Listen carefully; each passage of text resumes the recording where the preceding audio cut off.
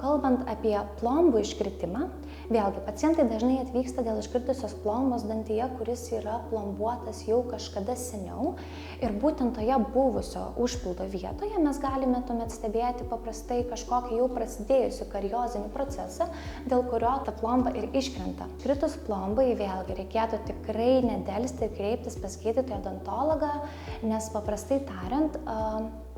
iškritus plombai atsiveria danties dentino audinys, kuris yra daug labiau pralaidus įvairiems mikroorganizmams, seilėms, skysčiams įvairiems nei yra emalio audinys, kadangi dentinas jis yra sudarytas iš tokių lyg kanalėlių, iš vadinamų tubulių, kuriomis labai sėkmingai visi mikroorganizmai gali keliauti į tolimesnius danties audinius ir taip jį pažeisti. Lygiai taip pat reikia turėti omeny ir nepamiršti, kad iškritus plombai dantyje atsiranda kažkokia duobelė, vagelė,